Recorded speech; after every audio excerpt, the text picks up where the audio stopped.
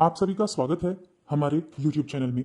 और आज की इस वीडियो में हम बात करेंगे मई माह के दूसरे सप्ताह के तुला राशि फल के बारे में। तुला राशि के लोगों के लिए 8 मई से 14 मई तक का समय कैसा रहेगा, इन 7 दिनों में ग्रहों की स्थिति क्या होगी, नक्षत्र क्या होंगे, योग क्या बनेंगे, कौन सा ग्रह राशि बदलेगा, आपके किस भाव में किस ग्रह का परिवर्तन होगा, किन ग्रहों की युति साथ में होगी और उनका जो प्रभाव है वो आपकी दिनचर्या पर किस तरह से होगा, जानेंगे सब कुछ विस्तार से। इसीलिए वीडियो को लास्ट तक देखें।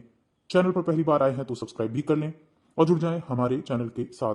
यहां आपको समय समय पर सभी जानकारियां मिलती रहती हैं। तो हम बात कर रहे हैं 8 मई से 14 मई तक के तुला राशि फल के बारे में। और इन 7 दिनों में अगर हम चंद्रमा की स्थिति देखें कि चंद्रमा किस भाव से गोचर करके कहां तक जाएगा, तो चंद्रमा वृश्चिक राशि से कुंभ राशि तक गोचर करेंगे। वृश्चिक, धनु, मकर, कुंभ, इन 4 भावों में चंद्रमा सक्रिय रहेंगे। इसके अलावा जो इस सप्ताह की शुरुआत होगी वो कृष्ण पक्ष की द्वितीय तिथि से होगी।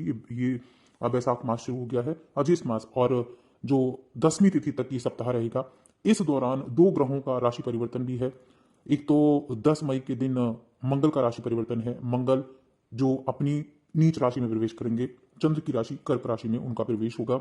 दूसरा बुध का है।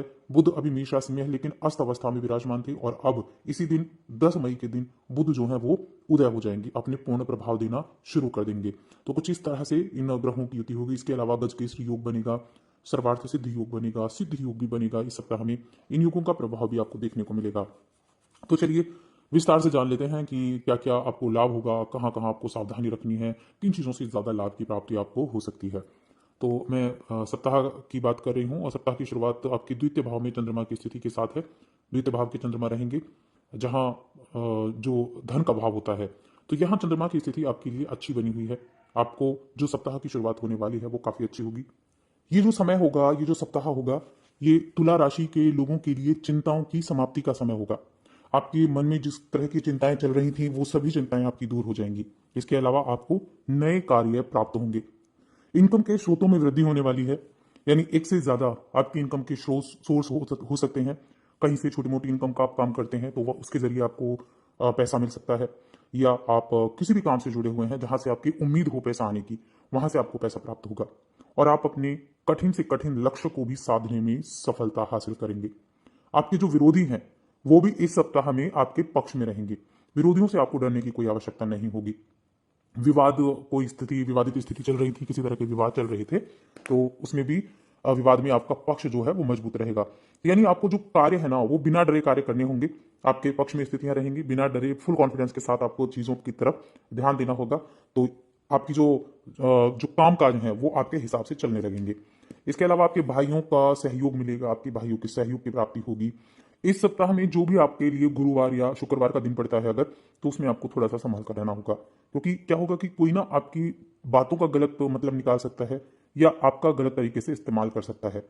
सुख में वृद्धि रहेगी और वाहन चलाते समय सावधानी रखनी है।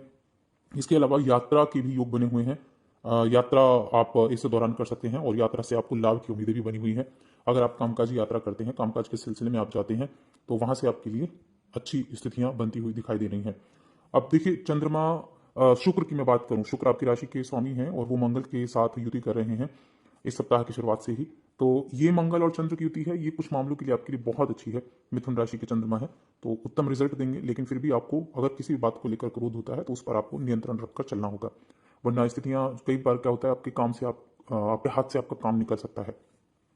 इसके अलावा 10 मई को मंगल का राशि परिवर्तन हो जाएगा। मंगल अपनी नीच राशि कर्क राशि में विराजमान होंगे, और तुला राशि के लोगों के लिए मंगल का ये गोचर कई मायनों में विशेष भी रहेगा। कर्क राशि में अपनी नीच राशि में है, लेकिन तुला राशि के लोगों को स्वास्थ्य का तो ध्यान रखना है। बाकी जमीन जायदाद से लाभ की उम्मीदें बनेंगी। प्रॉपर्टी डीलिंग का काम कर रहे हैं, ठेकेदारी का काम कर रहे हैं या सैनिक विभाग से जुड़े हुए हैं, तो उन लोगों के लिए अच्छी रिजल्ट प्राप्त होंगे। अच्छी उनको काम के जरिए एक पहचान बन सकती है। आप अगर आप कोई स्पोर्ट्स पर्सन है या आपकी संतान स्पोर्ट्स के उससे जुड़ी हुई है, तो भी आपके लिए ये समय बहुत अच्छा होने वाला है। आपको अपनी संतान के जरिए प्रसन्न होने का मौका मिलेगा। आपकी संतान के जरिए खुशी आने का योग बना हुआ है आपके घर परिवार में। मैं अगर प्रेम जीवन की बात करूं तो प्रेम जीवन के मामले में समय अच्छा है, ठीक ठाक समय रहेगा। मध्य में थोड़ा सा ध्यान रख सकते हैं, लेकिन शुरुआत जो होगी सप्ताह की वो काफ़ी अच्छे तरीके से होगी। आपका जो दाम्पत्य जीवन है वो भी आपका अच्छा रहेगा। दाम्पत्य जीवन में ऐसी कोई परेशानी नहीं दिख रही है, बल्कि जीवन साथी के साथ आपका बॉन्ड अच्छा रहेगा। जिन लोगों की अभी शादी हुई है उनके लिए बहुत ही ज़्यादा अच्छा ये सप्ताह रहने वाला है। आपके लिए ये सप्ताह मैं कह सकती हूँ ऐसा रहेगा जो आपके लिए यादगार बनेगा। ऐसा सप्ताह आपके लिए रह सकता है। अब अगर इस राशि के हम बुजुर्गों की बात करें जो 60 अबव हैं उनकी मैं बात करूं तो उनके लिए बहुत ही ज़्यादा यात्रा का योग है। किसी धार्मिक यात्रा पर जा सकते हैं या फिर दोस्तों के साथ किसी फुल एंजॉयमेंट के लिए आप जा सकते हैं, जो आपके लिए एक अच्छी यादों को बनाने का समय हो सकता है। तो बाहर निकलें, घूमने फिरने का कार्य करें, जो आपके पसंदीदा कार्य हैं उन कार्यों को करने का आप काम कर सकते हैं, जो आपको हिम्मत भी देंगे, एनर्जी भी देंगे और नई चीज़ों को सीखने की आपके अंदर एक जज्बा भी देंगे। तो इन चीज़ों का ज़रूर ध्यान रखें। अविवाहित जातकों के लिए अभी थोड़ा सा इंतजार करना होगा विवाह के लिए, लेकिन जो प्रेम विवाह करना चाहते हैं उनके लिए मैं कहूँगी समय बहुत अच्छा है। उनको आगे बढ़ने का मौका मिलेगा।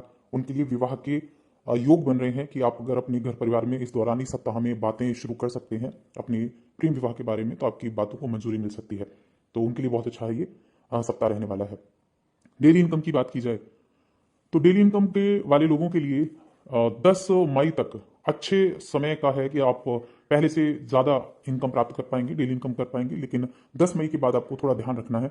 जब तक सूर्य का राशि परिवर्तन नहीं होता तब तक आपको ध्यान रखना है, यानी 15 मई तक। उसके बाद की जो स्थितियां होंगी वो सूर्य परिवर्तन के साथ ही आपके लिए बदलनी शुरू हो जाएंगी। तो कुल मिलाकर हम कह सकते हैं ये जो सप्ताह है कई तरह के बड़े बदलाव लेकर आया है, बहुत अच्छे भी हैं और चीज़ें आपके हिसाब से भी चलेंगी। उपाय के तौर पर आप सूर्य शुक्र के उपाय कर सकते हैं। कोई भी छोटी कन्या 9 वर्ष से कम आयु की कन्या उसको कुछ ना कुछ गिफ्ट स्वरूप जरूर दें और चैनल को सब्सक्राइब कर लें। वीडियो को लाइक और शेयर करना ना भूलें।